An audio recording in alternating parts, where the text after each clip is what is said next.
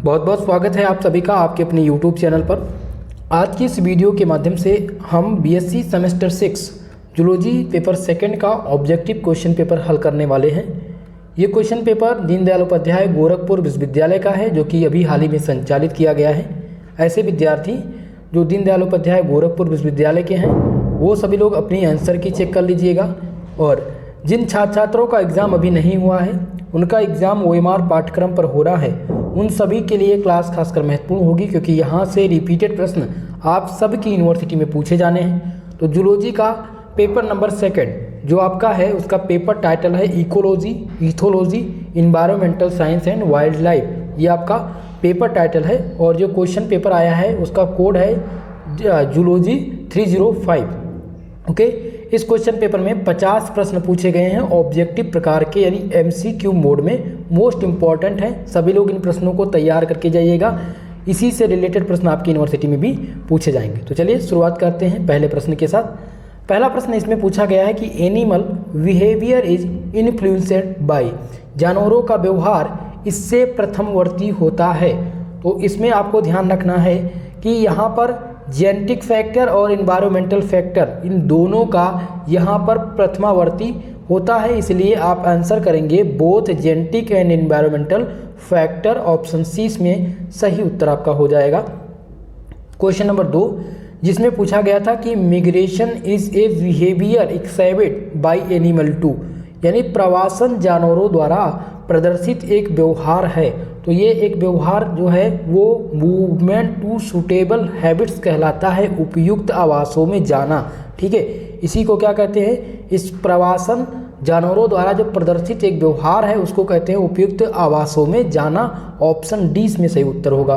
Question number 3 जिसमें पूछा गया है the law of limiting factor, सीमित कारक का नियम, सीमित कारक का नियम इनमें से कौन सा है। तो ध्यान रखेंगे law of minimum, law of जो मिनिमम है, न्यूनतम का नियम, उसी को कहते हैं लिमिटिंग फैक्टर। ऑप्शन 20 में सही उत्तर होगा। राजा महेंद्र प्रताप अलीगढ़ विश्वविद्यालय के दोस्तों के लिए बहुत ही मोस्ट इम्पॉर्टेंट रहेगा, ठीक है, क्योंकि यहाँ से रिपीटेड प्रश्न आपके यूनिवर्सिटी में पूछे जाएंगे।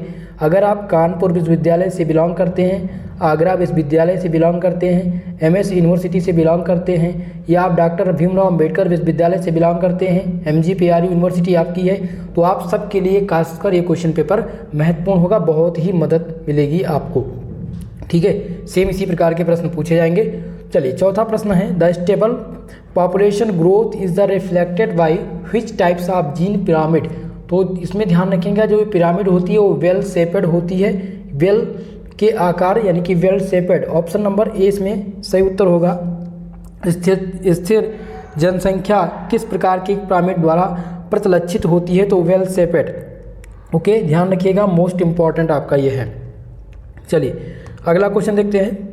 क्वेश्चन नंबर 5, पांचवा प्रश्न यहाँ पर पूछा गया है कि population size of tiger, population size of tiger is natural park are measured by, राष्ट्रीय उद्यान में बाघों की संख्या का आकार किसके द्वारा मापा जाता है। तो ये पग मार्क्स के अनुसार इसको हम मापते हैं, पग निशान। ऑप्शन नंबर ए इसमें आपका करेक्ट उत्तर हो जाएगा। पग उनके जो पैरों के निशान हैं उसके द्वारा मापा जाता है उद्यान में, राष्ट्रीय उद्यान में बाघों की जनसंख्या का आकलन। ऑप्शन नंबर ए इसमें सही उत्तर है।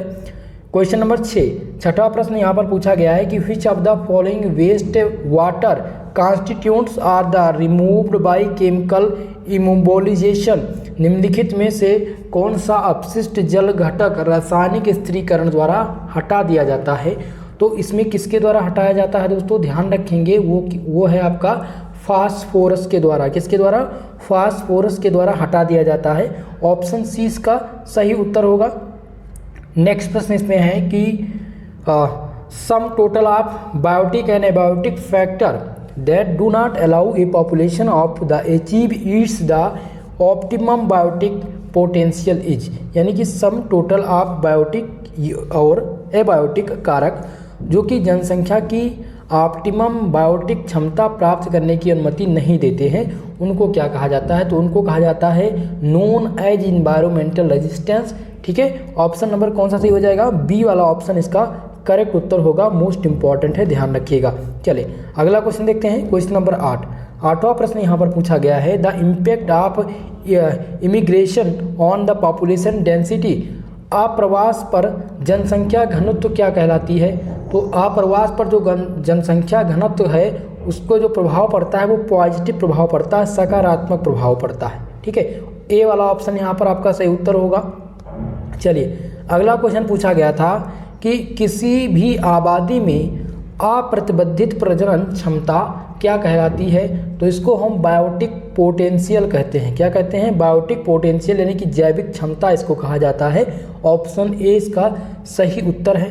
क्वेश्चन नंबर 10वां प्रश्न यहाँ पर था कि which of the following statement is true about the zero waste management, zero अपशिष्ट प्रबंधन के बारे में निम्नलिखित में से कौन सा कथन सत्य है। जब भी आप कथन और निष्कर्ष का क्वेश्चन हल कर रहे हो तो बहुत ही सावधानी पूर्वक दीजिएगा, क्योंकि उसी क्वेश्चन में ही आंसर छिपा होता है। ठीक है, कभी कभी गलती कर देते हैं, ढंग से पढ़ते नहीं, कथन में लिखा होता नॉट, यानी कि आपको असत्य कथन बताना होता था कि कौन कथन सत्य नहीं है, लेकिन आपने क्या देखा कि इसमें बताइए कि which of the following statement is true.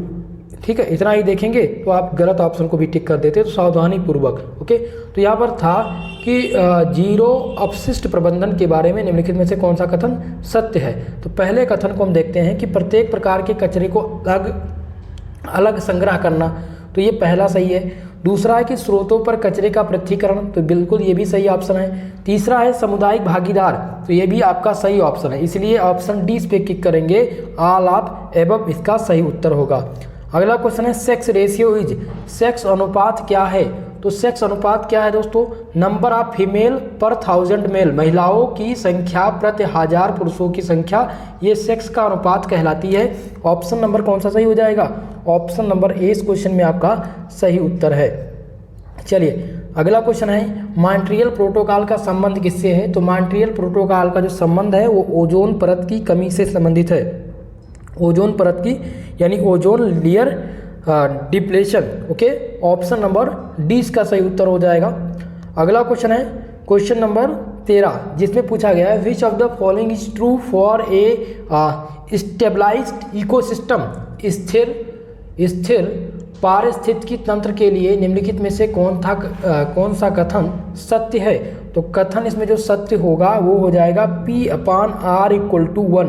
Okay, option number इसमें कौन सा सही हो जाएगा? डी वाला ऑप्शन इसका करेक्ट उत्तर हो जाएगा।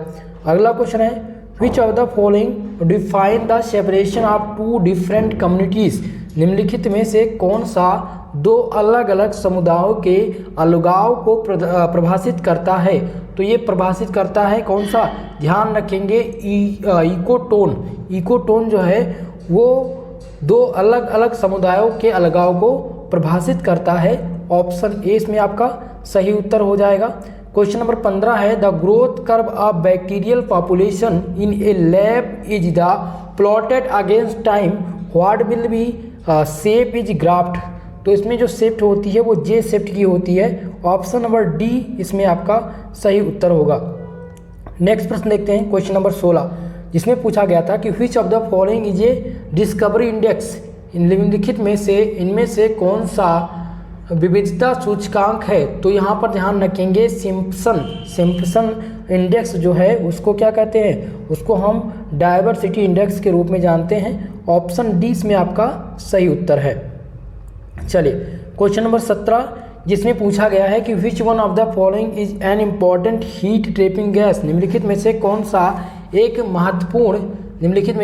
एक महत्वपूर्ण तापरोधक वाली गैस है। तो कार्बन डाइऑक्साइड जो है वो तापरोधक गैस कहलाती है। ऑप्शन नंबर ए इसमें सही उत्तर आपका हो जाएगा।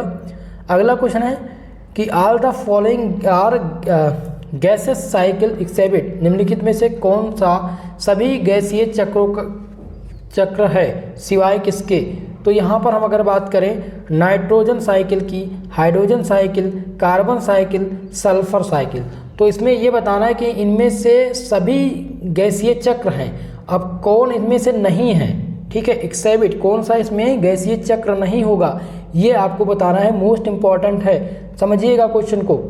तो क्वेश्चन इसमें समझने था ये कि इसमें पूछा गया है कि ये जो 4 ऑप्शन आपके दिए गए हैं, नाइट्रोजन चक्र, हाइड्रोजन चक्र, कार्बन चक्र और सल्फर चक्र, इनमें से कौन सा गैसीय चक्र नहीं है ये बताना है। तो इसमें नाइट्रोजन चक्र, कार्बन चक्र और सल्फर चक्र, ये तीनों गैसीय चक्र हैं, लेकिन हाइड्रोजन चक्र इसमें सम्मिलित नहीं है। ऑप्शन नंबर 20 क्वेश्चन का सही उत्तर होगा।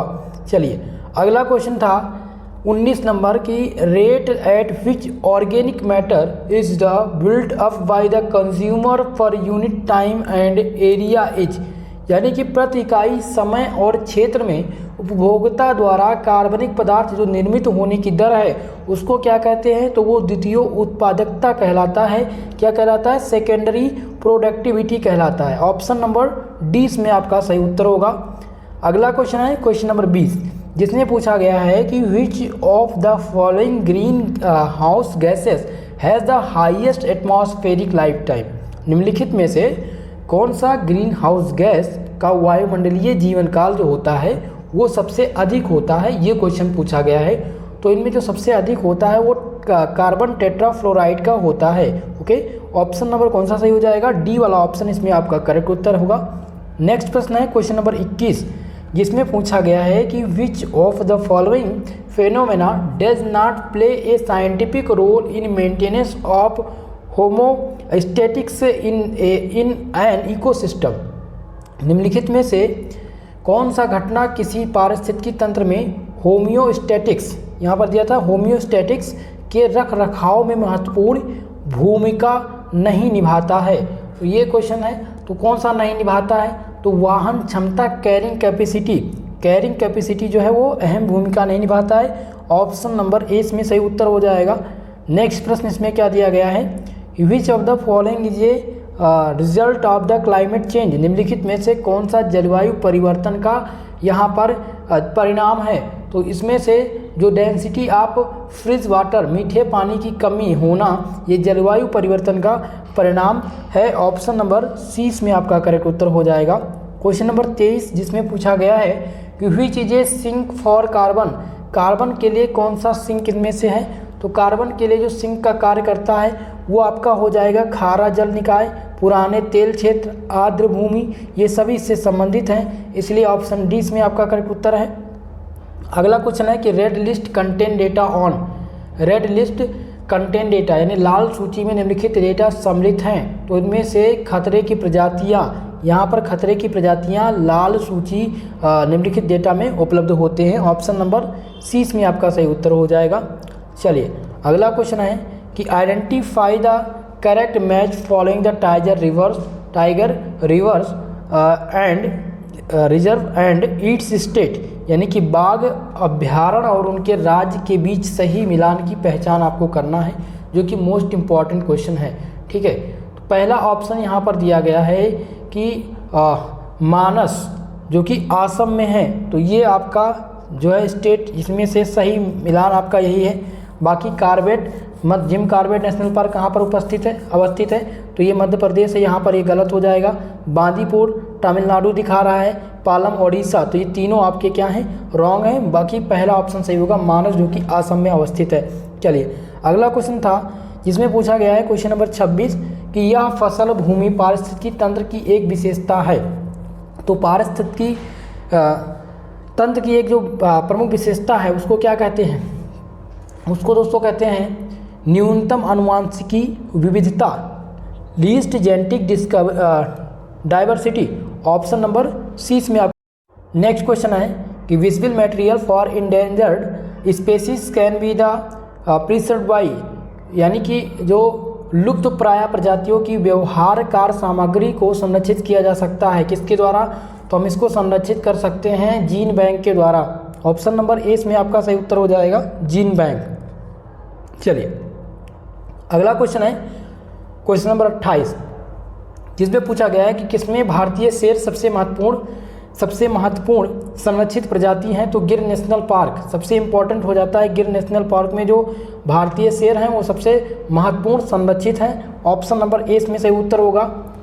अगला क्वेश्चन है क्वेश्चन नंबर 29, जिसमें पूछा गया है कि which of the following food chain directly depends on the solar radiation, निम्नलिखित में से कौन सी खाद्य श्रृंखला सीधे तौर पर सौर विकिरण पर निर्भर करती है? तो यहाँ पर जो आपका हो जाएगा ग्रेजिंग किस पर निर्भर करता है? चरना। ग्रेजिंग जो निर्भर करता है वो सीधे तौर पर सौर विकिरण पर निर्भर करता है। ऑप्शन 20 में सही उत्तर आपका हो जाएगा। क्वेश्चन नंबर 30 जिसमें पूछा गया है in a food web each successive trophic level has. खाद्य जाल में प्रत्येक क्रमिक पोषी स्तर जो होता है वो क्या होता है? लेस टोटल एनर्जी कंटेंट होता है। ऑप्शन नंबर 20 सही हो जाएगा, कम ऊर्जा का होना।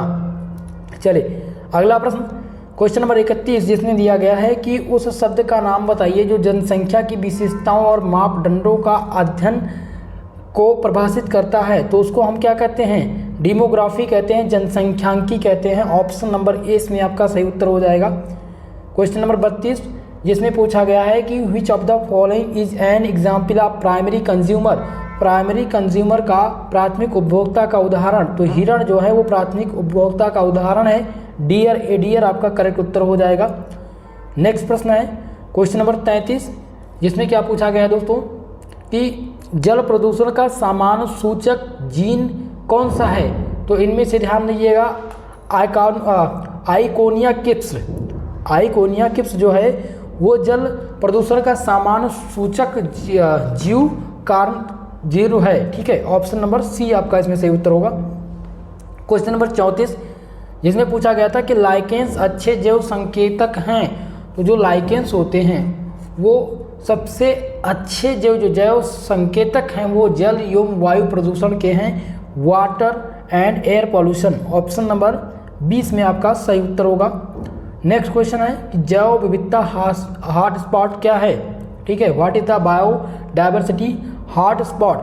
तो इसमें से जो बायोडायवर्सिटी हॉटस्पॉट है उसको क्या कहा जाता है? उसको दोस्तों हम कहते हैं an area with high level of species richness and endemism. ठीक है, इसको क्या कहते हैं? इसको कहते हैं कि एक उच्च स्तर की प्रजातियों की समृद्धि और स्थानिकवाद वाला क्षेत्र। इसको हम जैव विविधता हॉटस्पॉट कहते हैं। ऑप्शन ए इसमें आपका करेक्ट उत्तर हो जाएगा। चलिए अगला क्वेश्चन इसमें है जो कि पूछा गया है 36 नंबर प्रश्न कि उस प्रक्रिया को क्या कहते हैं जब पौधे एवं जानवर में पुराने समुदाय की नई समुदाय द्वारा प्रतिस्थापित किया जाता है। तो इसको हम क्या कहते हैं दोस्तों? पारिस्थितिकी उत्तराधिकार कहते हैं, इकोलॉजिकल सक्सेशन कहते हैं। ऑप्शन नंबर कौन सा सही हो जाएगा? डी वाला आपका यहाँ पर करेक्ट उत्तर है आपका। ठीक है, 36 नंबर प्रश्न का करेक्ट उत्तर हो जाएगा option number D. Next question आपका है कि निम्नलिखित में से कौन सा द्वितीय प्रदूषक है? द्वितीय प्रदूषक किसे कहा जाता है? तो ध्यान रखेंगे O3 को द्वितीय प्रदूषक के रूप में जानते हैं। ऑप्शन नंबर सी इसमें आपका सही उत्तर होगा। क्वेश्चन 38 जिससे पूछा गया है कि which of the following can be recycled many times. निम्नलिखित में से किसको हम कई बार रिसाइकिल कर सकते हैं? तो लकड़ी, प्लास्टिक, एल्यूमिनियम और जैविक सामग्री दिया गया है। तो सबसे ज़्यादा जो रिसाइकिल करते हैं वो एल्यूमिनियम को कर सकते हैं। ऑप्शन सी इसमें सही उत्तर होगा आपका। नेक्स्ट क्वेश्चन था कि सुल्तानपुर पक्षी अभ्यारण्य कहाँ पर अवस्थित है?